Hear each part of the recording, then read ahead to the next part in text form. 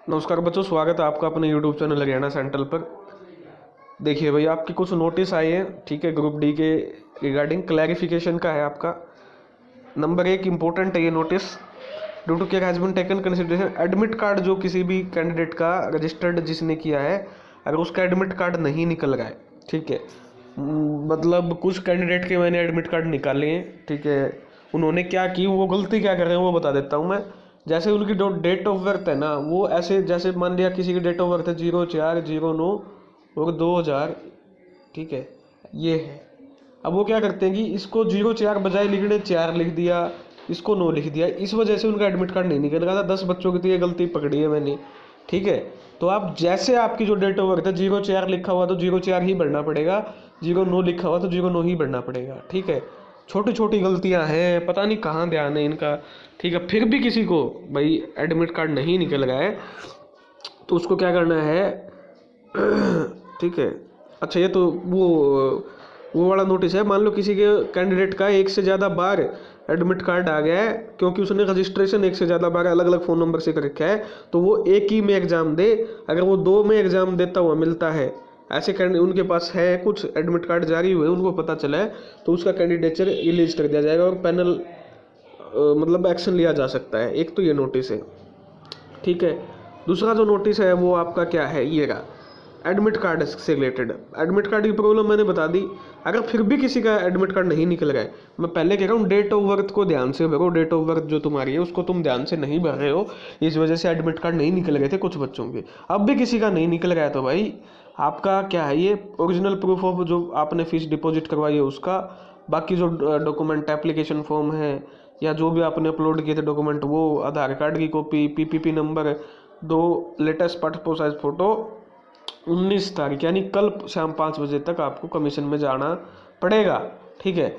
उससे पहले मैं फिर तुमको कह रहा हूँ कि आपका डेट ऑफ बर्थ ध्यान से भर लो। सारा प्रॉब्लम डेट ऑफ बर्थ पे चल रहा है। तुम भरते हो यहाँ पर क्या 04 की बजाय तुम क्या भरे हो 4, ऐसे नहीं चलेगा। 04 है तो 04 ही भरना पड़ेगा, ठीक है। फिर भी किसी को डाउट है तो भाई वो कल शाम 5 बजे तक जा सकता है अपने जो जो ये डॉक्यूमेंट बताए हैं वो लेके, ठीक है। चलिए जी, 2 हो गई अपडेट ख़त्म। तीसरा है भाई आपका ये, मेरे पास नारनौल जो बस अड्डा है आपका, उसका एक भाई ने ये भेजा है मेरे पास, ठीक है। नारनौल बस स्टैंड का जो टाइमिंग है 21-22 को लेके सीटी एग्ज़ाम को लेके वो आ चुका है, ठीक है। तो कोई भी बच्चा हरियाणा सेंट्रल से नारनौल से जिसको एग्ज़ाम देने आना है तो वो इसको देख सकता है, ठीक है। बाकी कोई बच्चा मेरे पास भेज सकता है, ठीक है, मेरे को, कि भाई जिस भी मान लो कोई बच्चा हिसार का है तो हिसार का भेज सकता है, पानीपत का। ऐसे स्केड्यूल भेज दोगे तो उस पर वीडियो बना दी जाएगी ताकि जो बच्चे हैं मैक्सिमम बच्चे को इस चीज़ का पता चल सके। देखिए भाई, मॉर्निंग शिफ्ट में एग्ज़ाम है आपका। नारनौल से चलेगी सोनीपत के लिए बस सुबह 2:30 बजे। उसके बाद गुरुग्राम के लिए चलेगी नारनौल से बस 4:30 बजे, जिन बच्चों का गुरुग्राम सेंटर है। फरीदाबाद के लिए चलेगी बस 3 बजे सुबह। रेवाड़ी के लिए चलेगी 5:30 बजे, ठीक है। नारनौल से रेवाड़ी जाना, नारनौल से रेवाड़ी वैसे 1.5 से 2 घंटे लगते हैं, तो बहुत मतलब जल्दी ही है ये टाइम। तो रेवाड़ी से नारनौल तुम 7:30 बजे पहुंच जाओगे, पेपर 10 बजे, चलो फिर भी ठीक है, कोई बात नहीं। और हिसार के लिए चलेगी सुबह 3 बजे, तो हिसार के लिए कम से कम आपके 4 से 5 घंटे मान के चलो, ठीक है, 4 से घंटे तो लगेंगे ही। तो लगभग ये 7, 7:30, 8 बजे तक आपको हिसार पहुँचा देगी। यह मॉर्निंग शिफ्ट वालों का यही टाइम 21 को रहेगा, यही टाइम 22 को रहेगा, नारनौल बस अड्डे के बता रहा हूँ। इवनिंग जो शिफ्ट का है आपका, उनके लिए सोनीपत जिनका सेंटर है इवनिंग शिफ्ट में, उनके लिए 7 बजे का टाइम है सुबह इवनिंग शिफ्ट वालों के लिए। गुरुग्राम जिसको जाना है नारनौल से, उसके लिए सुबह 9 बजे का टाइम है। फरीदाबाद के लिए जिसको जाना है उसके लिए सुबह 7 बजे का टाइम है। रेवाड़ी जिसको जाना है उसके लिए सुबह 10 बजे का टाइम है। और हिसार जिसको जाना है उसके लिए सुबह 7 बजे बस चलेगी इवनिंग शिफ्ट वाले बच्चों के लिए। तो मैं धन्यवाद करता हूँ नारनौल डिपो का, जिन्होंने टाइम रहते, अभी मेरे पास काफ़ी बच्चों के फ़ोन आए हिसार डिपो के बच्चों के, इजहार वाले तो कब है हमारे दो लेटर ही उन पहुँचे। तो ये सिर्फ और सिर्फ इनकी जो यहाँ पर रोडवेज प्रबंधक है उनकी नाकामयाबी है। ये बच्चों का पेपर है 19 और 20, 2 दिन बचे हैं। अभी तक आप 2 दिन में नोटिस नहीं चिपकाओगे, बच्चों के तो बढ़क होएगी। तो ये जो भी डिपो ऐसी ये घटिया बातें कर रहे हैं वो छोड़ के, लेटर नहीं आया, फलाना नहीं आया, अपना जो काम है वो नोटिस चिपका दो, और बच्चे देख के अपने तैयारी कर लेंगे, ताकि उनको बस स्टैंड से इधर उधर ना भटकना पड़े। ठीक है, टेंशन में आधे बढ़ गए तो टेंशन है वो पहुँचाऊँ कर। ठीक है, बस स्टैंड पे जाए कैसे इधर उधर। और मोस्टली भैया अब लड़के ही हैं, मोस्टली क्या रहा 100% लड़के हैं, क्योंकि लड़कियों को होम डिस्ट्रिक्ट मिला है, तो लड़कों को सफ़र करना है मोस्टली। ये बात भी पता होनी चाहिए इनको। अब की बार कभी ये कोताही बरतने की कोशिश करें, ठीक है, किसी भी प्रकार की कोताही बर्दाश्त नहीं की जाएगी, क्योंकि बच्चे वैसे ही काफ़ी परेशान हैं। तो ये नारनौल का है, कोई भी बच्चा भेज सकता है। ठीक है, किसी को मिले तो कमेंट में फ़ोटो लगा के अपना जैसे भी भेजना चाहे भेज सकता है, और उस पर फिर वीडियो बना दी जाएगी। ये नारनौल का है, जो भी बच्चा नारनौल का है आपके टच में उसको भेज देना, या किसी ने पहले ही देख लिया तो बहुत अच्छी बात है। अग्रिम, और इसमें साथ में क्या लिखा है नीचे, अग्रिम बुकिंग नहीं होगी, यानी बुकिंग बाकिंग का कोई सिस्टम नहीं है कि टिकट नंबर मिलेगा, ऐसा कोई सिस्टम नहीं है। सीट नंबर मिलेगा आपको, मान लो सोनीपत की 2:30 बजे बस है तो 2 बजे वहाँ खड़ा होना मिलेगा। ठीक है, उसके बाद, और ये ऐसे नहीं है कि एक ही बस जाएगी, ये बच्चों अनुसार जाएगी। ठीक है, मान लो सोनीपत जाने वाले बच्चे 3000 हैं तो पहली बस लगा देंगे, उसके बाद वो भरगी चली गई, उसके बाद बच्चे होते जाएंगे, उनको बिठाते जाएंगे। मैं ये कहूँगा कि रिस्क मत लेना, अपना आराम से पहले ही जाके आधा घंटा 1 घंटा पहले वहाँ पर खड़े हो जाना। ठीक है, दिक्कत तो है भाई, वही बात है, नींद तो क्या ही आएगी। सुबह 2:30 बजे जिसको 3 बजे जगना है, फिर क्या करें, मजबूरी है, इतना तो हमको भी कष्ट उठाना पड़ेगा बच्चों को। एक ही अपडेट थी भाई नारनौल वाली। ठीक है, उसके बाद आज का जो अपडेट है, लोक सेवा आयोग ने पीजीटी के 8 कैटेगरी के सब्जेक्टिव पेपर लिए थे, उनका रिजल्ट निकाल दिया है। ठीक है, अन्य 5 कैटेगरी के लिए भी साक्षात्कार के लिए बुलाए उम्मीदवार। ठीक है, फिजिकल एजुकेशन और म्यूजिक में शेष हरियाणा कैडर में रिक्त रह जाएंगे पद, क्योंकि कैंडिडेट ही नहीं मिले इनको रिटर्न में जो पेपर क्लियर करने वाले। ये बड़ी गंभीर विषय है, क्योंकि हरियाणा के बच्चे को इन्होंने आदत डाल दी ऑब्जेक्टिव टाइप की, और 2 महीने के अंदर ये कह रहे हैं कि तुम ऑब्जेक्टिव की तैयारी करो। बताओ, तुम खुद अंदाज़ा लगा सकते हो कि 2 महीने के अंदर कैसे ऑब्जेक्टिव की तैयारी हो सकती है हरियाणा के बच्चों से। तो ये सरकार की नाकामी है, इतनी जल्दबाजी सरकार को नहीं करनी चाहिए थी।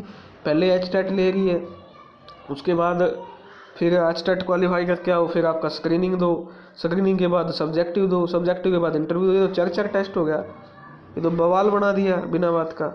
और टीजीटी उम्मीदवारों ने चेयरमैन भोपाल सिंह खत्री से लगाई गुहार, हाथ पैर जोड़ के आए हैं कि भाई हमारी भर्ती पूरी कर दो, हमारे इसमें कोई वो को नहीं। ये भर्ती जो है आपकी टीजीटी की, ये जानबूझ के रोकी हुई है। ठीक है, ऐसा प्रतीत होता है, क्योंकि देखो बात वही है, मई में चुनाव है लोकसभा के, सीईटी की भर्ती सी की भी अभी पूरी कर देंगे, डी की भी कर देंगे, पीजीटी की भी कर देंगे, टीजीटी की भी कर देंगे, फिर इनके पास एक बात बताओ बचेगा क्या। अभी ये भर्ती दे दी, होगी इन्होंने ज्वाइनिंग दे दी, तो इनके पास बचना है क्या भाई, मई तक जाएंगे कैसे। अभी टाइम कौन सा चल रहा है, अक्टूबर नवंबर पूरा, दिसंबर, जनवरी, फरवरी, मार्च और अप्रैल, कितने महीने, 3 और 3 6 महीने चुनाव के, लोकसभा की 6 महीने, और विधानसभा चुनाव के इसमें जोड़ दो मई जून जुलाई अगस्त, 4 महीने और जोड़ दो, यानी 10 महीने आपके लोकसभा चुनाव उसके विधानसभा चुनाव के। तो भाई इनके पास कुछ है नहीं इनको कुछ बाद में दिखाने के लिए, इसलिए ये भर्तियाँ अटक रही हैं जहाँ तक मुझे उम्मीद है। अब टीजीटी पे तो किसी ने केस कर भी नहीं रखा, अब केस भी करके कोई वो केस है कि भाई प्राइवेट स्कूल ने वो फलाना दिखड़ा, कोई केस थोड़ी है भाई। इतना सीरियस केस तो इन्होंने, सीईटी का जो केस सीरियस है उसने तो सीरियस ले को नहीं गए। ठीक है, जो सीरियस को नहीं वो बिना बात का सीरियस बना दिया टीजीटी वाला केस, तो समझो। उसके बाद भाई आपकी यही एचटेट की अपडेट, एचटेट 2 और 3 दिसंबर को कंफर्म हो चुका है। अब मन चाहे जिलों में दे सकेंगे परीक्षा, मुझे ये नहीं पता, सरकार का आखिरी साल है ये। ठीक है, इससे पहले शायद एक एचटेट तो नहीं करवा पाएगी, मुझे नहीं लगता, लास्ट एचटेट है ये इस सरकार का, मतलब दोबारा चुन के आती है तो अगले साल करवा पाएगी। अब ये अब की बार से क्या सिस्टम है, मन चाहे परीक्षा पत्र दे सकोगी, क्यों बोले बावले हो रहे भाई। अच्छा भला एचटेट बढ़िया तरीका चलन लग रहा है, अब नुको है गृह जेल है तो दूसरे में भी दे सकेंगे। ये सिर्फ बवाल पैदा करना खातर है, यो 10% आजमा सकते हैं, 10%। 2021 में एचटेट में 87 लाख, 2022 में 3.5 लाख, 3.5 लाख पार हो सकती है। मुझे नहीं लगता 3.5 लाख होगी, क्योंकि टीजीटी का पेपर हो लिया आपका, पीजीटी की भर्ती हो ली, टीजीटी और पीजीटी दोनों की भर्ती हो चुकी है, तो मुझे नहीं लगता कि 3.5 लाख फॉर्म आएंगे। ये कहने की बात है, जेबीटी की भर्ती निकाल ही नहीं रही है। जब ये भर्ती जेबीटी की, टीजीटी और पीजीटी की भर्ती पूरी हो ली, जेबीटी की तो निकाल ही नहीं रहे, तो कहाँ से वो देंगे। ठीक है, चलिए जी, ये तुरंत जैमर वैमर फलाना दिखड़ा, ये वही है। ठीक है, चलो, ये आपकी आज की अपडेट थी, सारी मैंने बता दी। आज मोस्टली जो इम्पोर्टेंट अपडेट थी वीडियो में कल बना चुका हूँ, पूरे मामला मैंने समझा दिया है सीईटी का, क्यों सॉल्यूशन, कब कैसे सॉल्यूशन हो सकता है, क्या समाधान है, क्या प्रॉब्लम है। जिसने वीडियो नहीं देखी है वो पिछली वीडियो जाके देख सकता है, 30 मिनट की वीडियो है, पूरी कहानी महाभारत बताई हुई है। और शो उसको 2x पे देख सकता है, जिस बच्चे का समझ में आ रहा है उसको देखने की जरूरत भी नहीं है। रही डी ग्रुप की बात, 2 दिन बचे हैं, 2 दिन में हिंदी तो नहीं पढ़ो, क्या ही पढ़ना हिंदी इंग्लिश का, तो मैथ, रीजनिंग और अपने करंट अफेयर्स।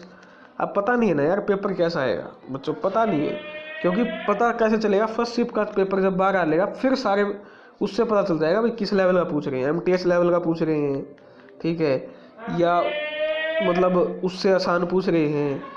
अब उम्मीद बच्चे ये करके मत जाना कि तुमसे सीटी 56 ग्रुप 57 ग्रुप इधर पूछेंगे, ज़मीन के नीचे बताओ पानी स्टोर है उसको ग्राउंड वाटर कहते हैं, टेंस कितने प्रकार के हैं, वाक्य कितने प्रकार के हैं, संज्ञा के 3 भेद हैं या 5 भेद हैं, ये नहीं पूछेंगे। सवर्ग के कितने भेद हैं, इसी से प्रश्न थोड़ी पूछेंगे।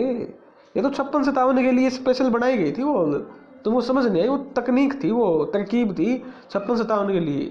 और तुम क्या सोचते हो ये कोई भलाई में थोड़ी दिए थे वैसे प्रश्न, अरे बहुत बड़ा षड्यंत्र है, बहुत बड़ी चीज़ है। तो हमें जरा सोचना बंद कर दो नहीं, उड़ा तो अगले सोचना शुरू करें। और तो हमें क्या सोचो, मैं ग्राउंड वाटर के क्वेश्चन में जमीन में जो पानी स्टोर है उसने ग्राउंड वाटर बोल रहे हैं, बिजली चमकने के वहाँ लाइट नहीं, इसी से क्वेश्चन है। इनकम टैक्स इंस्पेक्टर, जिलेदार, SCPO में इसी से क्वेश्चन पूछा गया। वाह, अगर तामे इतना ही दिमाग है तार में, अगर नुए सोचो इसे से पूछा गया तो तारा कुछ नहीं हो सकता, क्योंकि बहुत बड़ा गेम है वो, ठीक है। वो तारा समझ में आज समझ आज है, जिन्हें समझना नहीं भाई उसका क्या समझ में होता, ठीक है। तो वो जैसे ही शिफ्ट फर्स्ट का पेपर आओगा उससे पता चल जाएगा भाई आपका कैसे पेपर आ रहे हैं। शिफ्ट सेकंड को लगभग 5 क्वेश्चन का फायदा हो जाएगा शिफ्ट फर्स्ट का पेपर सोल्व करने के बाद, क्योंकि वही सेम क्वेश्चन मिलने हैं मैथ और रीजनिंग के, तो कम से 5 से 6 क्वेश्चन का फायदा हो सकता है शिफ्ट सेकंड को।